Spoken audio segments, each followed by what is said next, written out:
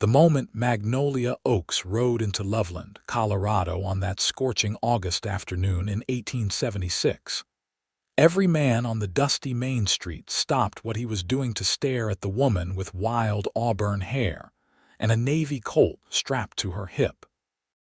She dismounted her paint mare with the kind of grace that made hearts skip, but her eyes held a warning that made smart men look away. All except one. Travis Hartley leaned against the post outside the general store, his thumbs hooked in his belt loops, watching her with the kind of curiosity that had gotten him into trouble more times than he could count. He was 24 years old and had been working cattle since he could sit a horse, but nothing in his years of breaking broncs and chasing steers across the Colorado plains had prepared him for the sight of this woman who moved like she was running from something and daring it to catch up at the same time. She tied her horse to the rail and stepped onto the wooden sidewalk, her boots making a confident sound against the weathered planks. When she reached for the door to the general store, Travis tipped his hat. "Afternoon, miss." She stopped, turned slowly, and fixed him with eyes the color of storm clouds. "You should stay away from me, cowboy. I bring nothing but bad luck and trouble wherever I go." Travis felt a grin spread across his face, the first real smile he had worn in months. "Well now, I could use some excitement." Those words hung in the air between them like a promise neither of them fully understood yet. Magnolia studied him for a long moment, taking in his sun-weathered face, the laugh lines around his blue eyes, the broad shoulders that spoke of hard work and honest living. She opened her mouth as if to warn him again, then seemed to think better of it and disappeared into the store. Travis stayed right where he was, watching through the dusty window as she moved among the shelves. Old Mr. Henderson, who ran the store, seemed nervous around her, his hands shaking as he wrapped her purchases. Travis wondered what kind of trouble could follow a woman so thoroughly that even storekeepers could sense it. When she emerged with a small bundle, Travis was still there. She sighed like a woman who had carried too many burdens for too long. "Are you going to follow me around town now?" "Might could," he said, falling into step beside her. Seeing as how Loveland is not exactly overflowing with excitement most days. Today we got old Mrs. Peterson's pig running loose again, and Jimmy Crawford broke his arm falling off a fence. That is about the sum total of interesting events until you rode in. Despite herself, Magnolia felt the corner of her mouth twitch. "I am serious about the trouble. It is not a joke or a line I use to seem mysterious. Real trouble. The kind that gets people killed." Travis stopped walking and his expression grew more serious. "Then maybe you could use someone watching your back instead of running alone." She turned to face him fully, and he saw exhaustion behind the bravado. "You do not even know my name." "Travis Hartley," he said, extending his hand. "And I reckon you will tell me yours when you are ready." She looked at his outstretched hand like it was a trap, but slowly, carefully, she took it. "Magnolia Oakes. Most people call me Maggie." Her hand was warm and calloused, the hand of someone who knew hard work. When she pulled away, Travis felt the absence of that touch like a physical thing. "Well, Miss Maggie Oakes, I have been working cattle for the Thompson Ranch just outside town for the past 3 years. I have got a little cabin on the property. Nothing fancy, but it is dry when it rains. I can shoot straight, ride hard, and I make a decent pot of coffee.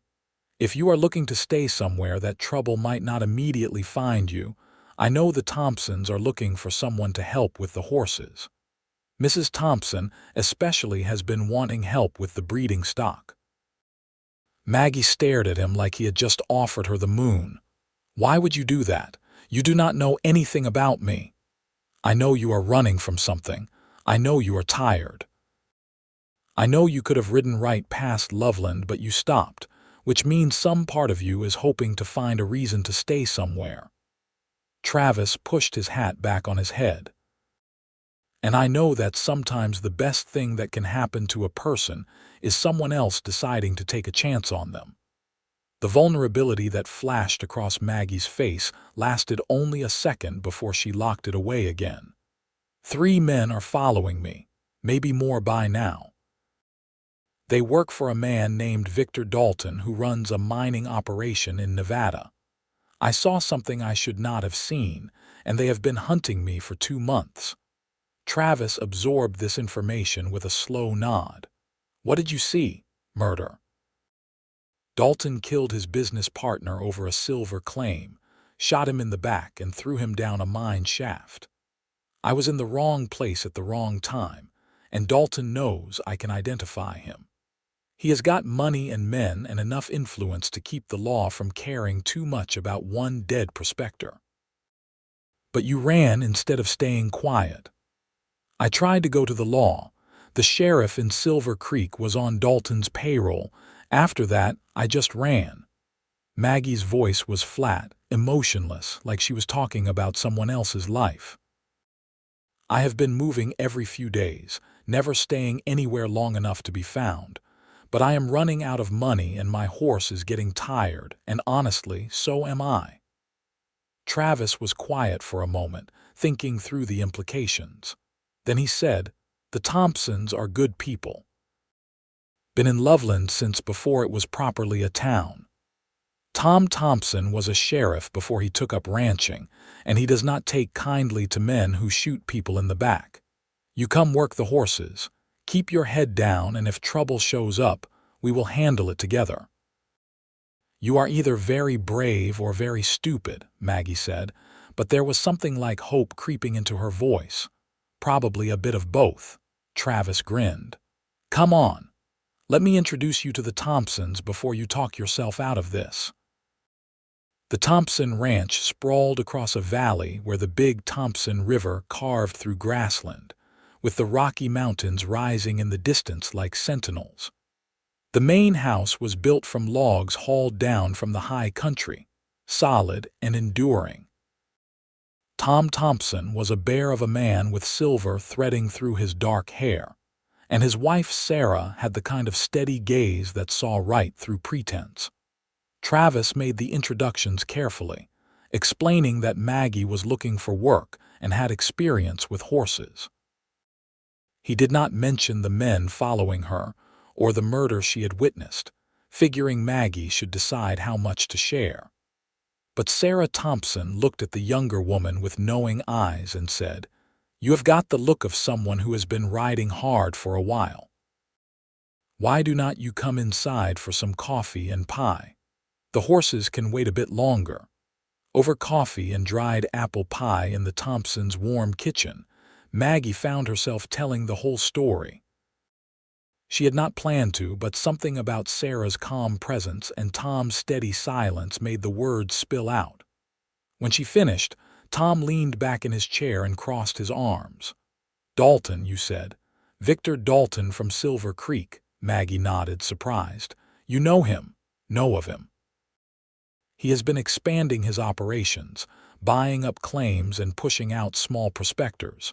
Word is he has got ambitions beyond Nevada, looking at opportunities in Colorado." Tom's expression was grim. "Man like that makes enemies. You are right that he would come after a witness." "I should not stay," Maggie said, already half rising from her chair. "I should not bring this to your doorstep." Sarah reached across the table and gently pressed Maggie back into her seat. "Where else are you going to go, dear? You cannot run forever. Eventually, you need to stand and make a life for yourself. But it is dangerous." Tom exchanged a look with his wife, one of those wordless conversations that long married couples have. Then he said, "We have got 20 men working this ranch, most of them veterans of one war or another. We have got defensible buildings and plenty of weapons. If Dalton's men come here looking for trouble, they will find more than they bargained for. You can stay, work the horses, and earn your keep. Travis will show you the ropes and make sure you are settled." Travis felt a warmth spread through his chest at the easy way Tom included him in the plan, trusting him with Maggie's safety. There is a small cabin near the breaking pens that has been empty since old Dutch Pete retired. It has got a good stove and a solid roof. You can stay there. Maggie looked between the three of them, these strangers who were offering her sanctuary without really knowing her. Her throat felt tight. "Why are you doing this?" Sarah smiled, and it was like sunshine breaking through clouds. "Because that is what decent people do, honey. They help each other." That first night in the cabin, Maggie barely slept. Every sound made her reach for the Colt she kept under her pillow. She kept expecting Dalton's men to burst through the door, to have followed her here despite all her careful backtracking. But morning came with nothing more threatening than roosters crowing and the sound of ranch hands calling to each other as they started the day's work. Travis knocked on her door just after dawn, carrying a tin cup of coffee. "Figured you might want this before we head to the corrals." Maggie accepted the coffee gratefully, wrapping her hands around the warm metal. "You always this thoughtful with new ranch hands, only the pretty ones who show up talking about bad luck and trouble." Travis's grin was infectious. "Come on, let me show you what we are working with." The Thompson Ranch ran primarily Hereford cattle, but they also bred horses, selling working stock to other ranches and the occasional cavalry buyer. Maggie proved within the first hour that she knew her way around horses. She had a gentle touch with the half-broke yearlings and a sharp eye for conformation. Travis watched her work with growing admiration. "Where did you learn to handle horses like that?" he asked as she ran her hands down a young gelding's legs, checking for any heat or swelling. "My father was a horse trader. We traveled all over when I was growing up. He taught me everything he knew before he died 5 years ago." Maggie's voice softened with memory. "After that, I took work where I could find it. Worked for a freight company in Sacramento for a while, then drifted to Nevada chasing rumors of good wages. That is how I ended up working for Dalton's mining operation, handling the mules and draft horses they used to haul ore. And that is where you saw what you saw." "That is where my bad luck started, yes." Maggie straightened up, patting the gelding's shoulder. "This one is going to be a good horse once he settles. Solid bone, good feet, smart eyes." They fell into an easy rhythm over the following days. Travis would meet Maggie at dawn with coffee, and they would work the horses together through the morning. She was teaching him things about training he had never known, gentler methods that got better results than the rough breaking he was used to.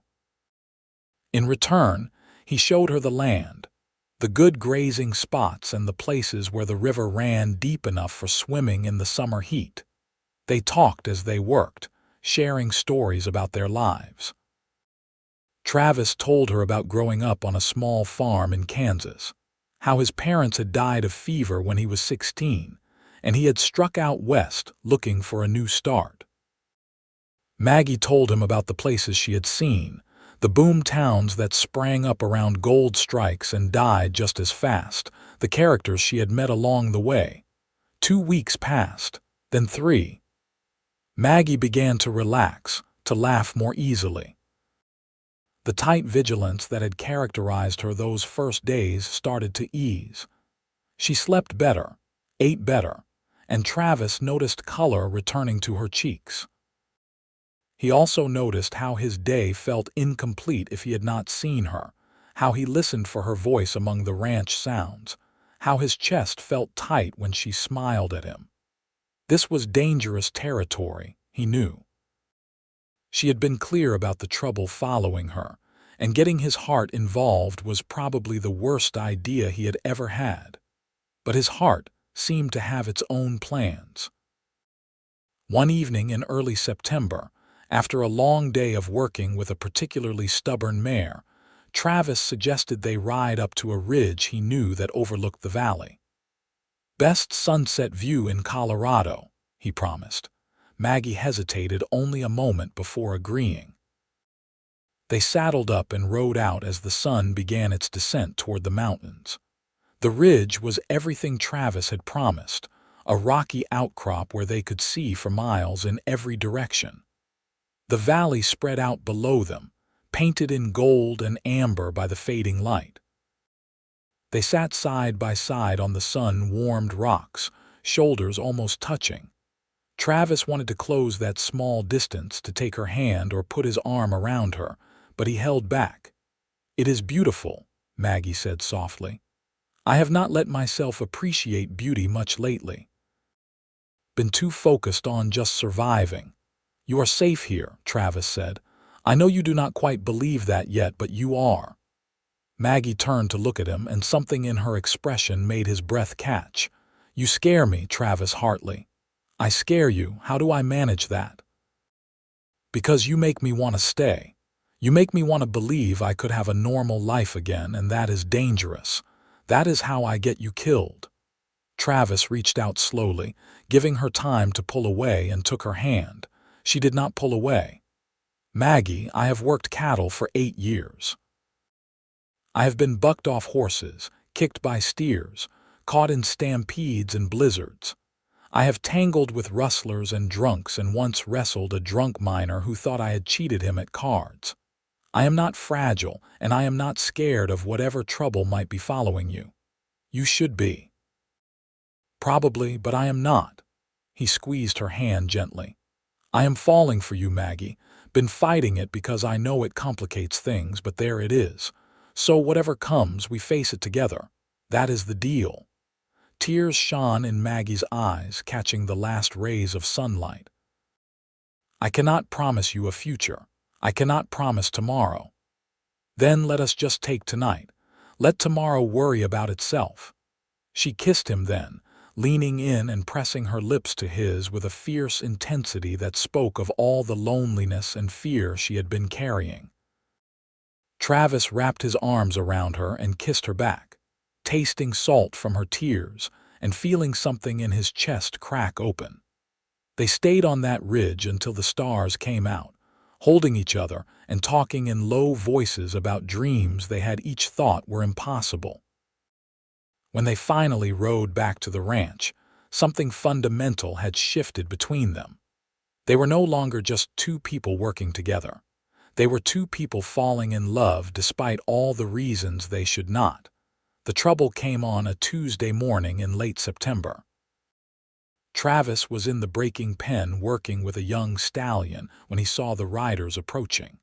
4 men on horseback, moving with purpose toward the main house. Something about the way they carried themselves set off warning bells in his head. He tied off the stallion and jogged toward the house, arriving just as Tom Thompson stepped out onto the porch. Maggie emerged from the barn, and Travis saw her face go pale when she saw the men. The leader of the group was a tall man with a drooping mustache and cold eyes. He touched his hat brim in a mockery of politeness. "Morning. We are looking for a woman, red hair about so tall." He held his hand up to indicate Maggie's height. "Answers to Magnolia Oakes. We were told she might be working on a ranch in these parts." Tom crossed his arms, his expression giving nothing away. "And who might be asking?" "Name is Crenshaw. We work for Victor Dalton. Miss Oakes has something that belongs to him, and we are here to take her back to Nevada to sort things out." "That is interesting," Tom said slowly. "Because kidnapping is against the law in Colorado, and I do not recall seeing any kind of legal warrant or sheriff's authorization." Crenshaw's eyes hardened. "We do not need a warrant. This is a private matter." "Then you can take it up privately somewhere else." "We do not harbor thieves on this ranch, but we also do not hand over our workers to strangers who ride up making demands." Tom's voice was steel. "You boys should turn around and ride back the way you came." One of the other men, younger with a nervous energy, started to reach for his gun. Instantly, ranch hands seemed to materialize from every direction. They had clearly been watching and listening. Within seconds, Crenshaw and his men were surrounded by 20 armed cowboys, all of them looking more than ready for trouble. Crenshaw raised his hands slowly, his expression sour. "This does not have to get ugly. We just want the woman. And I just told you to leave my property." Tom's hand rested on his own sidearm. "I will not tell you again." For a long moment, tension crackled through the air like lightning waiting to strike. Then Crenshaw jerked his head toward his men, and they turned their horses. But before leaving, Crenshaw looked directly at Maggie, who had come to stand beside Travis. "Dalton always gets what he wants. Always. You can hide behind these people, but he will keep sending men until we bring you back. Think about how many graves you are willing to fill before you do the right thing." They rode out at a canter, leaving a wake of dust and unspoken threats. Maggie was shaking. Travis put his arm around her shoulders and she leaned into him. "They know where I am now.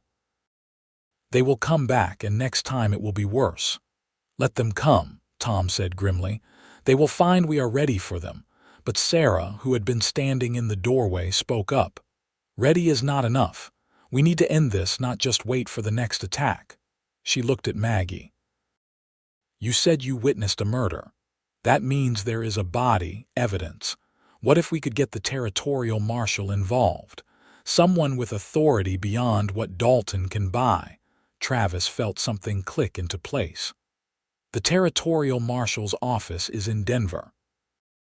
That is only about 50 miles south of here. If we could get Maggie there safely, get her testimony on record with someone who has the power to arrest Dalton, this could end." "And you think Dalton's men will just let us ride to Denver?"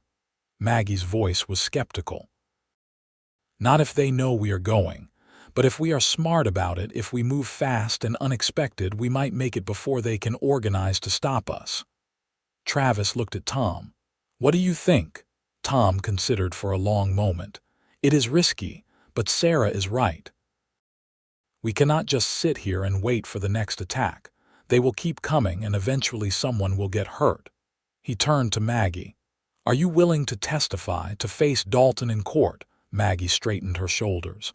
"If it means stopping him from killing anyone else." "Yes, I am willing." "Then we ride tomorrow at first light," Tom decided. "Travis, you will take Maggie to Denver. Take 2 other good men with you, ones you trust. Move fast, stick to less traveled routes, and get her to the marshal. The rest of us will stay here in case Dalton's men come back. Lead them to think she is still on the property." The next morning was cold, autumn beginning to assert itself with frost on the ground.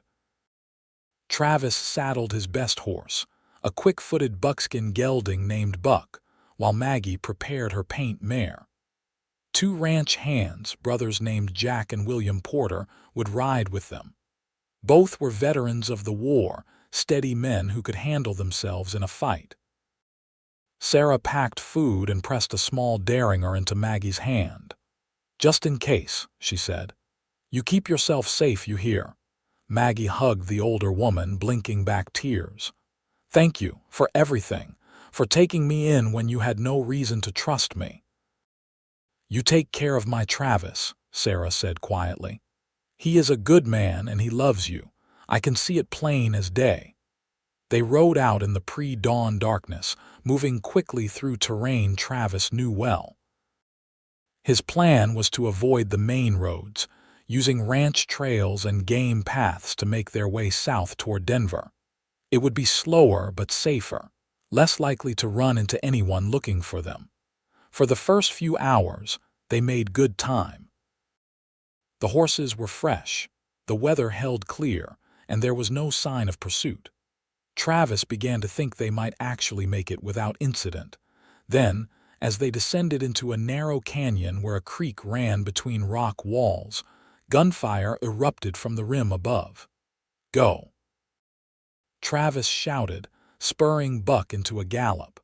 Bullets kicked up dirt around them as they raced through the canyon, using what cover the rocks and trees provided. Jack Porter returned fire, his rifle barking as he tried to pin down the shooters.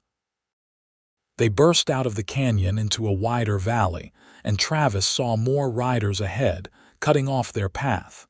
They were herded east, away from the direction they wanted to go, forced into rougher country. "There are too many," William shouted. "They have been tracking us since we left the ranch." Travis cursed himself for underestimating Dalton. The man had clearly stationed men all around the area, waiting for exactly this move. But giving up was not an option. He veered toward a rocky hillside, hoping the rough terrain would give them some advantage. They abandoned the horses at the base of a cliff and scrambled upward on foot, taking cover among the boulders. From this vantage point, they could see at least 8 men below, spreading out to surround their position. "This is not good," Jack said, checking his ammunition. "We have got maybe 50 rounds between us." Maggie was breathing hard, her face flushed with exertion. "You should leave me. Take the horses and go. They only want me." "Not happening," Travis said flatly. He looked around, assessing their options. The cliff face above them was steep but not impossible. "There is a way up. I have hunted elk in these hills. If we can get to the top, there is a trail that leads to an old trapper's cabin. We can ford up there, hold them off until help arrives." "What help?" Maggie asked. "Tom will notice we are missing when we do not arrive in Denver on schedule. He will come looking." It was a thin hope, but it was all they had. They began the climb, using handholds in the rock and helping each other up the steeper sections. Behind them, the gunfire intensified as Dalton's men realized what they were doing. A bullet whined off the rock near Travis's head, showering him with stone chips. Maggie slipped, her boot losing purchase on the smooth rock. Travis grabbed her wrist, taking her weight, and hauled her up beside him. Their eyes met for a brief second, and she whispered, "I am sorry. Save it for later. We are not done yet." They reached the top exhausted and bleeding from scrapes and cuts. True to Travis's word, there was a faint trail leading through pines toward the higher peaks. They ran, stumbling over roots and rocks, lungs burning. The cabin appeared like a mirage, a weathered structure built against a massive boulder. The door hung crooked on leather hinges, and the single window was covered with oiled paper, but the walls were solid logs and the roof looked intact. They barricaded themselves inside, pushing the crude furniture against the door and windows. William found an old rifle in the corner, rusted but possibly functional. Jack distributed their remaining ammunition. "Now we wait," Travis said, positioning himself by the window where he could watch the approach trail. The wait was not long. Crenshaw and his men appeared within the hour, moving cautiously up the trail. They spread out, taking cover behind trees and rocks. Magnolia Oakes. Crenshaw's voice echoed through the trees. "You are making this harder than it needs to be. Mr. Dalton just wants to talk to you. Come out and we will let your friends go." "He is lying," Maggie said. "He will kill all of you." "Probably," Travis agreed, "so we do not go out." What followed was a tense standoff. Dalton's men tried rushing the cabin twice, and both times were driven back by accurate fire from the defenders. But ammunition was running low, and everyone knew it was only a matter of time. As the sun began to set, painting the sky in shades of red and gold, Travis found himself sitting beside Maggie, their backs against the log wall. Jack and William were at the windows, keeping watch. "I want you to know," Maggie said quietly, "that these last few weeks have been the happiest I have been in years, maybe ever. You gave me that." Travis took her hand. "We are getting out of this. I am not giving up on us. Travis, even if we survive this, my testimony might not be enough. Dalton is powerful. He has money and influence. But he is not right, and that counts for something." Travis squeezed her hand. "We just have to hold out a little longer."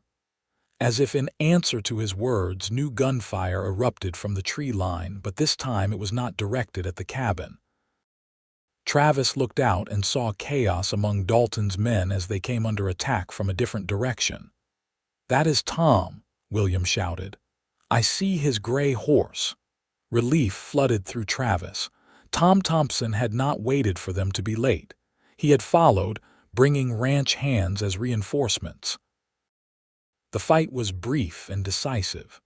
Outnumbered and caught in a crossfire, Crenshaw's men surrendered quickly. Those who did not were dealt with efficiently. Tom dismounted outside the cabin and called out, "You folks all right in there?" They emerged into the twilight to find Crenshaw and 5 other men tied up, sitting on the ground under guard. 2 of Dalton's men lay dead, and another was wounded.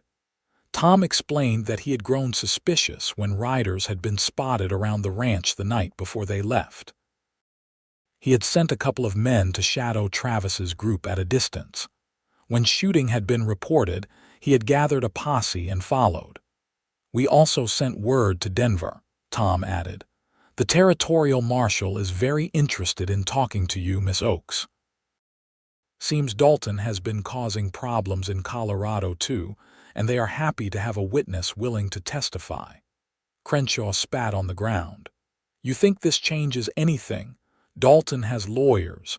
He will never see the inside of a jail." "Maybe not," Tom said. "But at least the truth will be on record, and men who might have worked for him will think twice when they know he murders his partners." They camped that night in the open, too tired to make the journey back to the ranch. Travis and Maggie sat together by the fire, wrapped in a shared blanket against the cold mountain air. "It is not over," Maggie said. "Even with testimony, Dalton might walk free. Then we will face that when it comes. But at least you will have spoken the truth.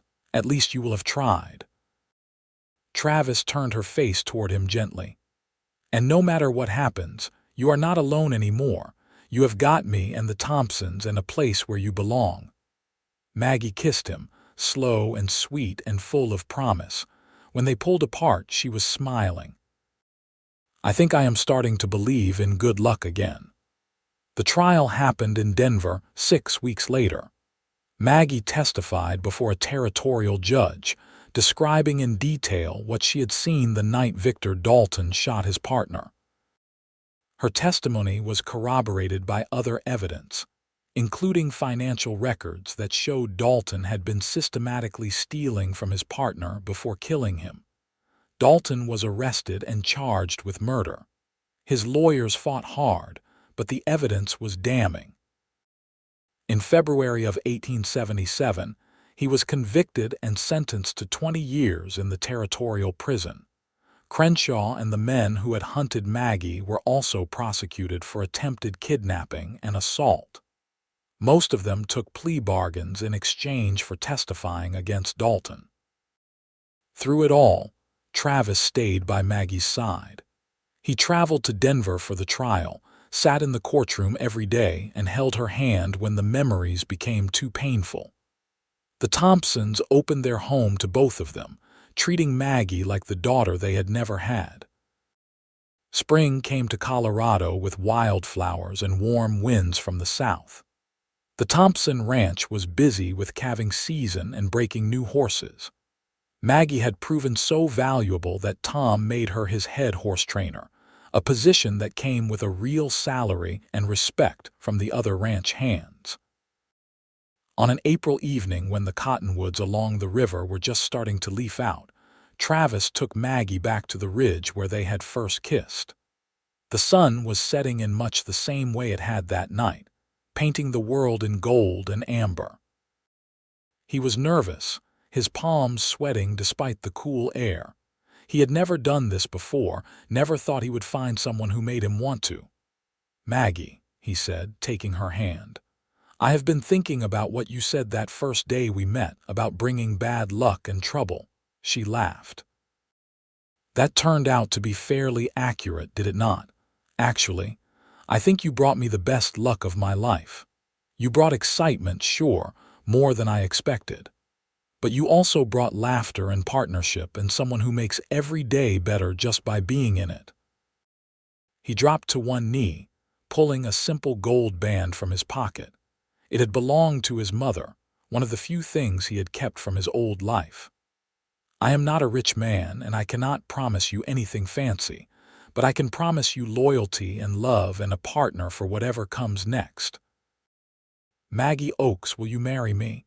Tears streamed down Maggie's face, catching the last light. Yes, yes, absolutely yes. He slipped the ring on her finger and stood, pulling her into his arms and spinning her around. She laughed, the sound bright and free, and kissed him with a joy that made his heart feel too big for his chest. They were married in Loveland on a Saturday in May, with the whole town turning out for the celebration. Sarah Thompson wept through the entire ceremony, and Tom had to blow his nose several times. The ranch hands threw a dance that lasted until dawn, with fiddle music and too much whiskey and toasts to the bride and groom. Travis and Maggie moved into a larger cabin on the ranch, one with 2 rooms and a real glass window. They talked about eventually building a house of their own, maybe on a piece of land Tom had offered to sell them at a fair price. But for now, the cabin was home, filled with their laughter and plans and love. The years that followed were good ones. Not easy, because ranch life was never easy, but good. They worked together training horses, building a reputation that brought buyers from as far away as Wyoming and Kansas. The Thompson Ranch horses, trained by Maggie Hartley, became known as the smartest, most reliable working stock in Colorado. In the spring of 1878, Maggie discovered she was pregnant. Travis was overjoyed and also terrified, pacing the cabin floor and worrying about every little thing. Maggie found his nervousness endearing, though she did not let him fuss over her too much. Their first child was born in January of 1879. A healthy boy they named Thomas Henry Hartley, after Tom Thompson and Travis's father. Little Tommy had his mother's auburn hair and his father's blue eyes, and he was doted on by everyone on the ranch. Sarah Thompson was especially delighted, having given up hope of ever having grandchildren. She taught Maggie about caring for a baby, shared old family remedies for teething and colic, and helped in the exhausting early months. Travis discovered that fatherhood suited him. He had been afraid he would not know how to be a good father, having lost his own so young. But holding his son, watching him grow and learn and laugh, felt like the most natural thing in the world. Maggie had been afraid too, worried that she would fail at motherhood the way she felt she had failed at so many things. But she proved to be patient and loving, singing old songs her father had taught her and making up stories that Tommy would later beg to hear again and again. In 1881, they welcomed a daughter, Rose Marie Hartley, named for both their mothers. Rose had Travis's blonde hair and Maggie's storm gray eyes, and from the start she showed signs of having her mother's way with animals. Before she could walk steadily, she was toddling after the barn cats and trying to pet the horses. The ranch prospered. Tom Thompson had been right when he said the future was in quality horses. As barbed wire began to change the landscape and the open range started to close, ranches needed smarter, better trained stock. The horses Maggie trained were in constant demand. Travis took on more responsibility, becoming Tom's right hand in managing the cattle operation. He proved to have a head for business, negotiating good prices for their stock and building relationships with buyers across the territory. Victor Dalton served 12 years of his sentence before dying of pneumonia in prison in 1889. When Maggie received the news, she felt only a distant sadness, not for Dalton, but for all the wasted potential, the lives ruined by his greed. Travis held her that night, and they talked about how different her life would be if she had never witnessed that murder, never run, never ended up in Loveland. "I cannot wish it did not happen," Maggie said. Because it brought me here to you and this life. Everything brings us to where we are, Travis said. The good and the bad, the lucky and the unlucky, all of it together makes us who we are. By 1890, Tommy was 11 and already working with the horses under his mother's guidance. He had patience beyond his years and a quiet confidence that made even the most nervous horses settle. Rose, at 9, was fearless, always begging to go riding with her father, wanting to learn roping and cattle work. Tom Thompson, now in his 60s, began to talk about retirement. He and Sarah wanted to travel, to see parts of the country they had never visited. He approached Travis one evening in late summer. "I want to talk to you about the future of this ranch," Tom said. "Sarah and I have been discussing it, and we have decided we want to sell. But we want to sell to someone who will care about the land and the stock the way we have. We want to sell to you." Travis was stunned. "Tom, I do not have the kind of money it would take to buy a spread this size. We are not asking for full value. We are asking for a fair price that you can pay over time. The lawyer has drawn up papers. You would make annual payments and the ranch would be yours." Tom smiled. "You and Maggie have made this place what it is. The horse operation alone brings in more money than the cattle ever did. You have earned this, Travis." Travis talked it over with Maggie late into the night. It was a huge risk, taking on that much debt, that much responsibility. But it was also an opportunity to build something permanent, a legacy for their children. "What does your gut tell you?" Maggie asked.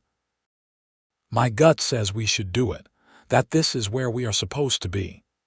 Then that is what we do. We take the risk, and we make it work." They signed the papers in September of 1890, becoming owners of what would now be called the Hartley Ranch.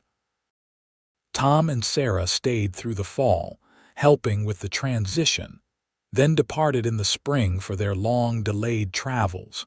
The first few years were hard. They had to borrow money for operating expenses, and there were seasons when Travis was not sure they would make the annual payment to the Thompsons. But they worked harder than they ever had, and Maggie's reputation continued to bring in buyers for their horses. Tommy grew into a fine young man, skilled with horses and cattle both. At 18, he was already being noticed by neighboring ranchers, several of whom had daughters they were eager to introduce.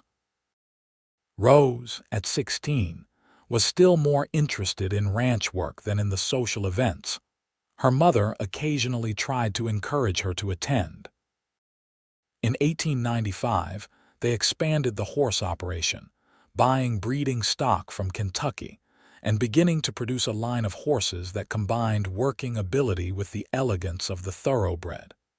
It was a gamble, but it paid off. Within 3 years, Hartley Ranch horses were commanding premium prices. Travis and Maggie sat on the porch of the house they had finally built in 1893, watching the sunset paint the mountains purple and gold. They were in their early 40s now, with silver beginning to thread through their hair. The years had left their marks, lines around the eyes and calluses on the hands, but they had been good years. "You ever think about that first day?" Travis asked. "When you rode into Loveland and told me to stay away," Maggie laughed, the sound as bright as it had been when she was 25. "I think about how terrible I was at taking my own advice. I should have kept riding, but I am very glad I did not. Best bad decision you ever made." "Second best," she corrected. "The best bad decision was kissing you on that ridge. That is when I knew I was done running." Travis pulled her close and she rested her head on his shoulder. From inside the house, they could hear Tommy and Rose arguing good-naturedly about something, probably whose turn it was to do dishes. "We did all right," Travis said softly. "Despite everything, we built something good here. We did better than all right. We built a life." Maggie lifted her head to kiss him. "And it all started because you were fool enough to want some excitement, and you were kind enough to provide it." They sat together as the stars came out, the same stars that had witnessed their first kiss on this land 20 years before. The troubles that had brought them together were long past, faded into memory. What remained was the life they had built, the love they had nurtured, and the certainty that they had found in each other exactly what they needed. In the years that followed, the Hartley Ranch continued to thrive. Tommy married in 1900, bringing his bride Rebecca to live on the ranch. They built a house on the eastern section of the property and began raising their own family. Rose eventually surprised everyone by falling for a young veterinarian who came to treat a sick horse. They married in 1902 and settled in Loveland, though Rose continued to help with the ranch horses. Travis and Maggie became grandparents, delighting in a growing brood of grandchildren who filled the ranch with laughter and chaos. They handed over more and more responsibility to Tommy and Rebecca, content to step back and enjoy the fruits of their years of hard work. On their 25th wedding anniversary in 1902, Travis took Maggie back to that ridge one more time. They were older now, the climb harder than it had been, but the view was just as spectacular. "You know what I realized?" Maggie said as they watched the sun set. "I spent so much time running from bad luck that I almost missed the good luck when it finally found me. Is that what I am? Good luck. You are the best luck. You are everything I did not know I needed." She took his hand, their fingers intertwining with the ease of decades together. "Thank you for not listening when I told you to stay away. Thank you for staying when you could have kept running." Travis kissed her temple. "I love you, Maggie Hartley, today, tomorrow, and every day after." "I love you too, Cowboy, always have, always will." They sat together as darkness fell and the stars emerged. Two people who had found each other against all odds and built a love that had weathered every storm. The Wild West was changing around them, becoming more settled and civilized, but the land remained constant, and so did their love. As they made their way back down the ridge in the starlight, Travis thought about that young man who had stood outside the general store in Loveland and dared to approach a dangerous woman. He had been looking for excitement, and he had found it. But he had also found so much more: love, family, purpose, and a home. Sometimes the best things in life come disguised as trouble.